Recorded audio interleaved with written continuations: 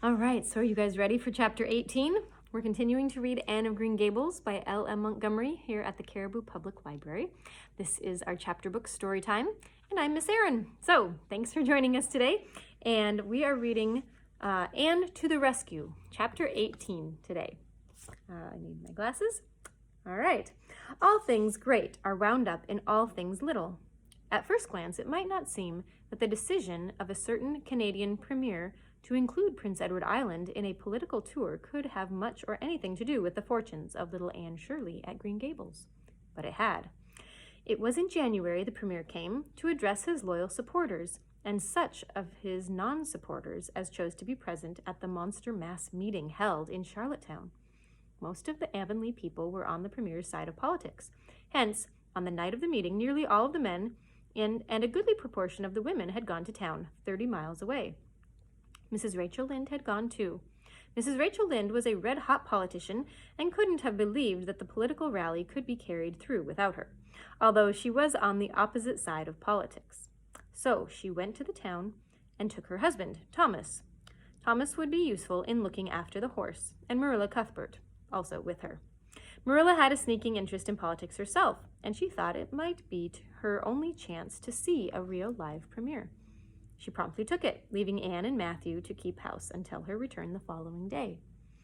Hence, while Marilla and Mrs. Rachel were enjoying themselves hugely at the mass meeting, Anne and Matthew had a cheerful kitchen at Green Gables all to themselves. A bright fire was glowing in the old-fashioned Waterloo stove, and blue-white frost crystals were shining on the window panes. Matthew nodded over a farmer's advocate on the sofa, and Anne at the table studied her lessons with grim determination, despite sundry wistful glances at the clock shelf where lay a new book that Jane Andrews had lent her that day. Jane had assured her that it was warranted to produce any number of thrills, or words to that effect, and Anne's fingers tingled to reach out for it. But that would mean Gilbert Blythe's triumph on the morrow. She turned her back on the clock shelf and tried to imagine that it wasn't there. Matthew, did you ever study geometry when you went to school? Well, now, no, I didn't, said Matthew, coming out of his doze with a start. I wish you had, sighed Anne, because then you would be able to sympathize with me. You can't sympathize properly if you've never studied it. It is casting a cloud over my whole life. I'm such a dunce at it, Matthew.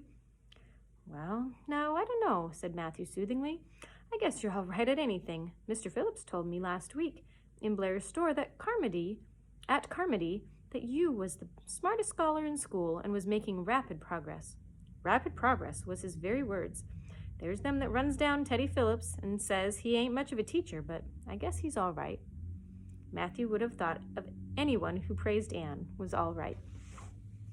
I'm sure I'd get on better with geometry, if only he wouldn't change the letters, complained Anne. I learned the proposition off by heart, and then he draws it on the blackboard and puts different letters from what are on the book. I get all mixed up. I don't think a teacher should take such a mean advantage, do you? We're studying agriculture now, and I've found out at last what makes the roads red. It's a great comfort. I wonder how Marilla and Mrs. Lynde are enjoying themselves. Mrs. Lynde says Canada is going to the dogs, the way things are being run at Ottawa, and that's an awful warning to the electors. She says if women are allowed to vote, we would soon see a blessed change. What way do you vote, Matthew? Conservative, said Matthew promptly. To vote conservative was part of Matthew's religion. Then I'm conservative too, said Anne decidedly. I'm glad because some of the boys in school are grits. I guess Mr. Phillips is a grit too, because Prissy Andrews' father is one, and Ruby Gillis says that when a man is courting, he always has to agree with the girl's mother in religion and her father in politics. Is that true, Matthew? Well, I don't know, said Matthew. Did you ever go courting, Matthew? Well, now, no, I don't know as I ever did, said Matthew, who had certainly never thought of such a thing in his whole existence. Anne reflected with her chin in her hands. It must be rather interesting, don't you think, Matthew? Ruby Gillis says that when she grows up, she's going to have ever so many bows on a string and have them all crazy about her. But I think that would be too exciting. I'd rather just have one in his right mind. But Ruby Gillis knows a great deal about such matters because she has so many big sisters, and Mrs. Lynde says the Gillis girls have gone off like hotcakes. Mr. Phillips goes up to see Prissy Andrews nearly every evening. He says it is to help her with her lessons, but Miranda Sloane is studying for Queen's too, and I think she needed help a lot more than Prissy, because she's ever so much stupider. But he never goes to help her in the evenings at all. There are a great many things in this world that I can't understand very well, Matthew. Well, I don't know as I comprehend them all myself, acknowledged Matthew. Well, I suppose I must finish up my lessons. I won't allow myself to open that new book Jane lent me until I'm through. But it's a terrible temptation, Matthew.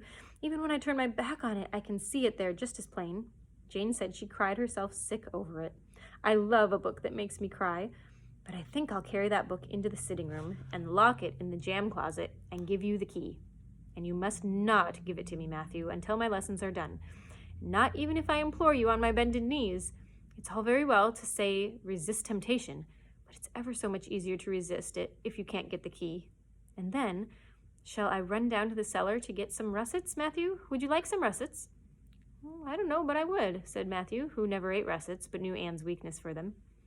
Just as Anne emerged triumphantly from the cellar with her plate full of russets, came the sound of flying footsteps on the icy boardwalk outside, and the next moment the kitchen door was flung open, and in rushed Diana Barry, white-faced and breathless, with a shawl wrapped hastily around her head.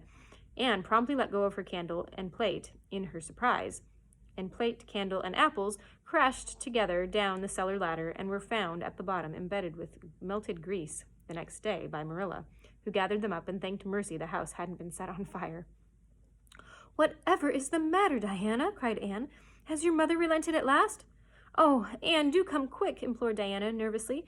"Minnie May is awfully sick. She's got croup. Young Mary Joe says father and mother are away in town, and there's nobody to go for the doctor. Minnie May is awful bad, and young Mary Joe doesn't know what to do. Oh, Anne, I'm so scared." Matthew, without a word, reached out for cap and coat, slipped past Diana, and away into the darkness out of the yard. "He's gone to harness the sorrel mare to go to Carmody for the doctor," said Anne, who was hurrying on hood and jacket. "I know it's as well as if he'd said so. Matthew and I are such kindred spirits I can read his thoughts without any words at all." "I don't believe he'll find the doctor at Carmody," sobbed Diana. "I know that Dr. Blair went to town, and I guess Dr. Spencer would go too. Young Mary Joe never saw anybody with croup, and Mrs. Lynde is far away. Oh, Anne." "Don't cry, Di," said Anne cheerily. "I know exactly what to do for croup. You forget that Mrs. Hammond had twins 3 times. When you look after 3 pairs of twins, you naturally get a lot of experience. They all had croup regularly. Just wait until I get the ipecac bottle. You mayn't have any at your house. Come on now." The 2 little girls hastened out hand in hand and hurried through Lover's Lane and across the crusted field beyond, for the snow was too deep to go by the shorter woodway. Anne, although sincerely sorry for Mary May, was far from being insensible to the romance of the situation and to the sweetness of once more sharing that with the kindred spirit. The night was clear and frosty, all ebony of shadow and silver of snowy slope. Big stars were shining over the silent fields. Here and there, the dark, pointed firs stood up with snow powdering their branches and the wind whistling through them. Anne thought it was truly delightful to go skimming through all this mystery and loveliness with your bosom friend, who had been so long estranged. Minnie May, aged 3, was really very sick. She lay on the kitchen sofa, feverish and restless, while her hoarse breathing could be heard all over the house. Young Mary Joe, a buxom, broad-faced French girl from the creek, whom Mrs. Barry had engaged to stay with the children during her absence, was helpless and bewildered, quite incapable of thinking what to do, or doing it if she thought of it. Anne went to work with skill and promptness. "Minnie May has croup all right. She's pretty bad. I've seen worse, though. First, we must have lots of hot water. I declare, Diana, there isn't more than a cupful in the kettle. There, I filled it up, and Mary Joe, you may put some wood on the stove. I don't want to hurt your feelings, but it seems to me you might have thought of this before if you'd have any imagination. Now, I'll undress Minnie May and put her in bed, and you try to find some soft flannel cloths, Diana. I'm going to give her a dose of ipecac first of all." Minnie May did not take kindly to the ipecac, but Anne had not brought up 3 pairs of twins for nothing. Down that ipecac went, not only once, but many times during the long, anxious night, when the 2 little girls worked patiently over the suffering Minnie May, and young Mary Joe, honestly anxious to do all she could, kept on a roaring fire and heated more water than would have been needed for a hospital full of croupy babies. It was 3 o'clock when Matthew came with the doctor, for he had been obliged to go all the way to Spencerville for one. But the pressing need for assistance was past. Minnie May was much better and was sleeping soundly. I was awfully near giving up in despair, explained Anne. She got worse and worse until she was sicker than ever the Hammond twins were, even the last pair. I actually thought she was going to choke to death. I gave her every drop of ipecac in that bottle, and when the last dose went down, I said to myself, not to Diana or young Mary Jo, because I didn't want to worry them any more than they were already worried. But I had to say it to myself just to relieve my feelings. This is the last lingering hope, and I fear 'tis a vain one.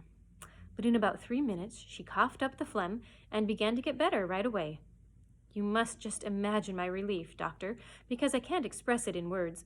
You know, there are some things that cannot be expressed in words. Yes, I know, nodded the doctor.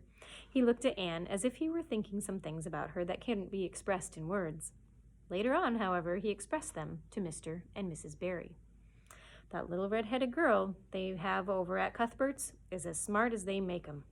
I tell you, she saved that baby's life, for it would have been too late by the time I got here. She seems to have a skill and presence of mind perfectly wonderful in a child of her age. I never saw anything like the eyes of her when she was explaining the case out to me. Anne had gone home in the wonderful white frosted winter morning, heavy-eyed from loss of sleep, but still talking unweariedly to Matthew as they crossed the long white field and walked under the glittery fairy arch of the Lover's Lane maples. Oh, Matthew, isn't it a wonderful morning? The world looks like something God had just imagined for his own pleasure, doesn't it? Those trees look as if I could blow them away with a breath. Poof! I'm so glad I lived in a world where there are white frosts, aren't you? I'm so glad Mrs. Hammond had 3 pairs of twins after all. If she hadn't, I mightn't have known what to do for Minnie May. I'm real sorry I was ever cross with Mrs. Hammond for having twins. But, oh, Matthew, I'm so sleepy. I can't go to school. I just know I couldn't keep my eyes open, and I'd be so stupid. But I hate to stay home for guilt. Some of the others will get ahead of the class, and it's so hard to get up again. Although, of course, the harder it is, the more satisfaction you have when you do get up, haven't you? Well, now, I guess you'll manage all right, said Matthew, looking at Anne's white little face and the dark shadows under her eyes. You just go right to bed and have a good sleep. I'll do all the chores. Anne accordingly went to bed and slept so long and soundly that it was well on in the white and rosy winter afternoon when she awoke and descended to the kitchen, where Marilla, who had arrived home in the meantime, was sitting knitting. Oh, did you see the premier? Exclaimed Anne at once. What did he look like, Marilla? Well, he never got to be premier on account of his looks, said Marilla. Such a nose on that man. But he can speak. I was proud of being a conservative. Rachel Lynde, of course, being a liberal, had no use for him. Your dinner is in the oven, Anne, and you can get yourself some blue plum preserve out of the pantry. I guess you're hungry. Matthew has been telling me about last night. I must say it was fortunate that you knew what to do. I wouldn't have had any idea myself, for I never saw a case of croup. There, now, never mind talking until you've had your dinner. I can tell by the look of you that you're just full up with speeches, but they'll keep.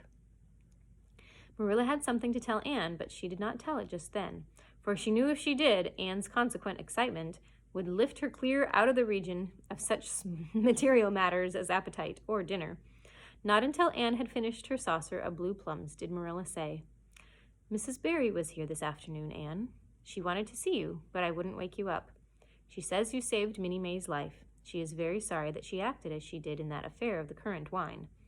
She says she knows now that you didn't mean to set Diana drunk, and she hopes that you'll forgive her and be good friends with Diana again. You're to go over this evening if you like, for Diana can't stir outside the door on account of a bad cold she caught last night. Now, Anne Shirley, for pity's sake, don't fly clean up into the air. The warning seemed not unnecessary. So uplifted and aerial was Anne's expression and attitude as she sprang to her feet, her face irradiated with the flame of her spirit. Oh, Marilla, can I go right now without washing my dishes? I'll wash them when I come back, but I cannot tie myself down to anything so unromantic as washing dishes at this thrilling moment. Yes, run along, said Marilla indulgently. Anne Shirley, are you crazy? Come back this instant and put something on you. I might as well call to the wind. She's gone without a cap or a wrap. Look at her tearing through the orchard with her hair streaming. It'll be a mercy if she doesn't catch her death of cold. Anne came dancing home in the purple winter twilight across the snowy places. Afar in the southwest was the great shimmering, pearl-like sparkle of an evening star in a sky that was pale golden and ethereal rose over gleaming white spaces and dark glens of spruce. The tinkles of sleigh bells among the snowy hills came like elfin chimes through the frosty air, but their music was not sweeter than the song in Anne's heart and on her lips. You see before you a perfectly happy person, Marilla, she announced. I'm perfectly happy. Yes, in spite of my red hair. Just at present, I have a soul above red hair. Mrs. Barry kissed me and cried and said she was so sorry and she could never repay me. I felt fearfully embarrassed, Marilla, but I just said as politely as I could, I have no hard feelings for you, Mrs. Barry. I assure you once and for all that I did not mean to intoxicate Diana, and henceforth shall cover the past with the mantle of oblivion. That was a pretty dignified way of speaking, wasn't it, Marilla? I felt that I was heaping coals of fire on Mrs. Barry's head. And Diana and I had a lovely afternoon. Diana showed me a new fancy crochet stitch that her aunt over at Carmody taught her. Not a soul in Avonlea knows it but us, and we pledged a solemn vow never to reveal it to anyone else. Diana gave me a beautiful card with a wreath of roses on it and a verse of poetry. If you love me as I love you, nothing but death can part us two. And that is true, Marilla. We're going to ask Mr. Phillips to let us sit together in school again, and Gertie Pye can go with Minnie Andrews. We had an elegant tea. Mrs. Barry had the very best china set out, Marilla, just as if I was real company. I can't tell you what a thrill it gave me. Nobody ever used their very best china on my account before. And we had fruit cake and pound cake and donuts and 2 kinds of preserves, Marilla. Mrs. Barry asked me if I took tea and said, Pa, why don't you pass the biscuits to Anne? It must be lovely to be grown up, Marilla, when just being treated as if you were is so nice. I don't know about that, said Marilla with a brief sigh. Well, anyway, when I am grown up, said Anne decidedly, I'm always going to talk to little girls as if they were too. And I'll never laugh when they use big words. I know from sorrowful experience how that hurts one's feelings. After tea, Diana and I made taffy. The taffy wasn't very good, I suppose because neither Diana or I had ever made any before. Diana left me to stir it while she buttered the plates, and I forgot and let it burn. And then we went and set it out on the platform to cool. The cat walked over one plate, and that had to be thrown away. But the making of it was splendid fun. Then when I came home, Mrs. Barry asked me to come over as often as I could, and Diana stood at the window and threw kisses to me all the way down Lover's Lane. I assure you, Marilla, that I feel like praying tonight, and I'm going to think out a special brand new prayer in honor of the occasion. So, Anne and Diana can be friends again. All right, so we'll see you guys next time. Have a great night. Bye for now.